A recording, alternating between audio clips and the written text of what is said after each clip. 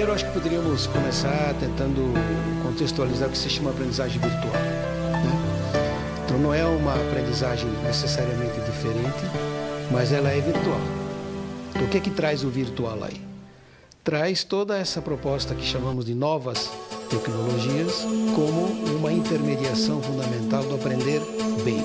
Então, continua o mesmo desafio, nós queremos aprender bem, mas temos um aliado a mais, que seriam as novas tecnologias. Aí então podemos definir daqui a pouco como é que elas se relacionam, o que é mais interessante e menos interessante aí. Este campo está muito contaminado por ideias que vieram um pouco apressadas, como por exemplo a educação à distância.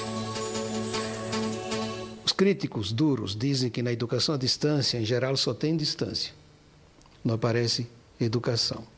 E tem alguma verdade nisso aí, embora talvez seja exagerado, porque veio sempre sob o signo da facilitação. Aliás, é um termo muito usado também em inglês, facilitar. Quer dizer, o professor não é professor porque não dá aula, mas ele facilita. Você pode interpretar facilitar como lá no inglês, que é uma coisa mais ou menos séria, mas aqui se interpreta facilitar como estudar só no fim de semana, algumas coisinhas, fazer a gosto do cliente, ele faz o que quer, quando pode e tal, ele acaba tendo um diploma. Então ficou muito mal afamado. Então nós temos que tomar cuidado com isso, porque nós não podemos jogar a aprendizagem virtual no meio desta má fama. Eu acho que a educação à distância está recuando, porque não teve o êxito esperado, também prometeu que não podia, né? Também é uma proposta muito ligada ao ambiente ibero-americano, estritamente instrucionista, então é muito comum o que os americanos chamam de colocar vinho novo em garrafa velha. Então você pega uma videoconferência para fazer uma aula mais bonita, quando na verdade, lá na visão mais norte-americana, é para sair da aula.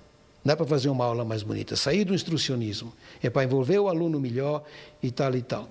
Mas eu não posso negar que aqui no Brasil se fala muito educação à distância pela influência, sobretudo, da Espanha, que é considerada uma expressão muito importante da educação à distância, que eu pessoalmente não considero. Acho que é uma proposta atrasada, na verdade, mas é a que é mais colocada na berlinda aqui no Brasil. Então também aí está o problema da distância, que dificilmente você poderia montar a ideia de que a distância é um conceito pedagógico, né? Propriamente não dá para educar alguém à distância. Educar também, sobretudo entre mamíferos, né? Precisa de corpo a corpo, precisa de contato, de afeto, essas coisas todas, e a distância aí não funciona bem, né? Embora, claro, que eu tenha que aceitar que dá para aprender fora da sala de aula, isso ficou claro. Isso é uma bobagem imaginar que o aluno só aprende se estiver escutando o professor. Isso é mania de professor. O aluno pode estudar em casa, pode estudar fora, pode estudar quando tem tempo, e está mais que comprovado isso. Aliás, quando se faz as comparações entre aprendizagem virtual e aprendizagem física, para usar então essa terminologia mais moderna, muitas vezes sai que o aluno à distância é melhor. Para surpresa, porque geralmente se espera, pela má fama que tem, de que tem que ser pior. Não. Talvez porque os alunos à distância são mais maduros. Então, muitas pessoas que estudam à distância são pessoas que querem aprender alguma coisa, já têm mais idade, também estão gastando dinheiro, querem algum retorno e tal e tal. Enquanto que a tal da educação presencial é mais para a meninada que está na universidade. E também hoje se sabemos claramente que se pode aprender de muitas maneiras. Então, a gente pode aprender à distância, pode aprender fisicamente perto, próximo e tal, porque o que decide não é isso. O que decide é saber estudar. Aí está o grande trunfo. E a esperança que nós temos, que pode ser fraudada, mas que está no ar, é de que com apoio virtual se possa estudar ainda melhor. Essa é a esperança.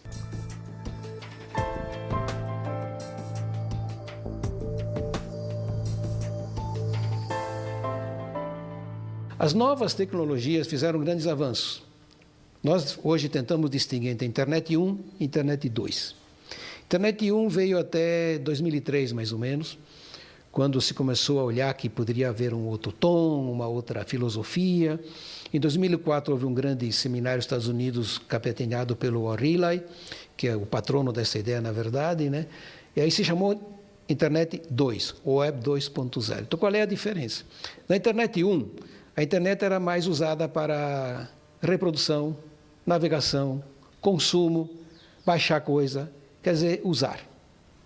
E a Internet 2 teria como característica fundamental você participar, uma interatividade onde não só você consome, mas uma interatividade na qual você produza. Então, o charme maior da Web 2.0, quando bem feita, evidentemente que pode ser muito mal feita também, é que você entrando nela, você tem que ser autor. Então, no fundo, o grande atrativo chama-se autoria. Espera-se que as novas tecnologias sejam uma maneira de aprimorar a chance de autoria dos alunos. Então, vou dar um exemplo que eu acho que hoje é bastante claro. Se você fizer um blog teu, você só consegue manter o blog se você produzir alguma coisa. Se for um blog acadêmico, como é o meu, por exemplo, tem que produzir texto. Então lá eu ponho texto de 15, 20 páginas, texto pesado. Então, o meu blog não é um bom exemplo, porque é um blog pesadíssimo, entendeu? Que tem uma finalidade específica. Mas tem, por exemplo, os blogs jornalísticos. Do Josias de Souza, por exemplo, faz um blog lá na Folha de São Paulo muito interessante, que tem uma participação extraordinária. Quem participa tem que fazer comentário, tem que produzir texto, tem que ter autoria. Claro que isso é muito diferenciado. O cara pode fazer um texto bobo, pode só elogiar, por exemplo, mas você pode fazer coisas extremamente importantes. Então aí a coisa vai se sofisticando e vai sendo mais claro o que é que se espera como autoria. Uma ideia importante, por exemplo, o professor que faz um blog e coloca seu texto lá, tem que mudar. Primeiro porque ele tem que fazer texto constantemente. Se você deixa o mesmo texto lá um ano, ninguém mais vê. Tem que ter sempre uma renovação. Segundo lugar, o professor se torna discutível, que eu acho uma das coisas mais bonitas que podia ter acontecido nessas novas tecnologias. Um professor discutível. Ele expõe suas ideias, os alunos podem comentar, os outros podem comentar, ele sai do pedestal, ele dialoga com as outras pessoas, ele tem que usar, aí está, eu acho, o grande pulo do gato, ele tem que usar a autoridade do argumento, porque ele como autoridade não existe. Quer dizer, não dá para fazer um blog em que você logo diga assim, aqui eu sou autoridade, só aceito elogio. Esse blog morreu. Não dá para ser autoridade na Web 2.0. Não existe autoridade na Web 2.0. Existe participação. O problema é que muitas vezes a participação é boba, porque a gente não participa só razoavelmente, pode participar tolamente, entendeu, né? Fazer comentários bobos ou até partir para a ignorância, que também é muito comum, né? Mas você tem que fazer texto. Então, se você monta um bom ambiente de blog, você privilegia a autoridade do argumento, que aparece bem, por exemplo, na Wikipédia.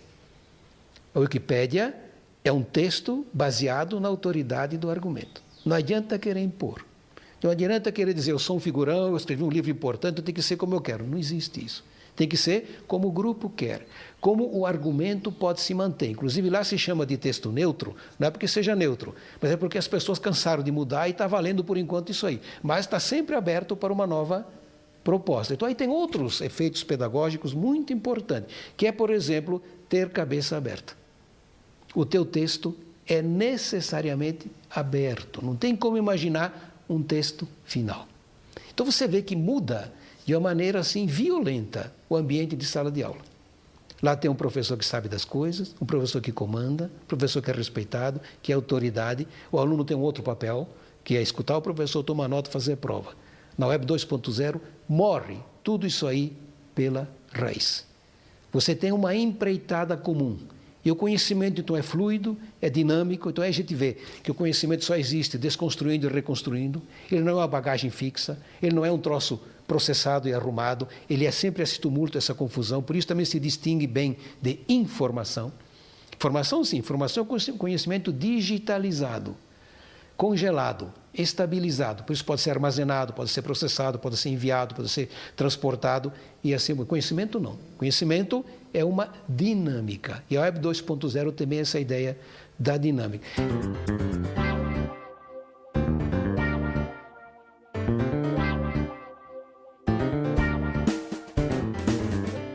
As novas alfabetizações então trouxeram grandes novidades na alfabetização.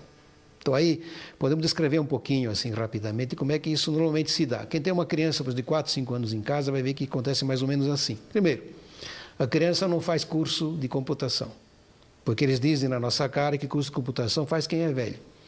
Eles vão metendo a mão. Depois também ela não faz curso de leitura, porque o computador oferece coisas que não precisa ler.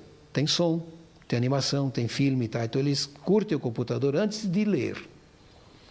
Depois vem então a necessidade de ler, mas vem pela necessidade que eles sentem de se comunicar.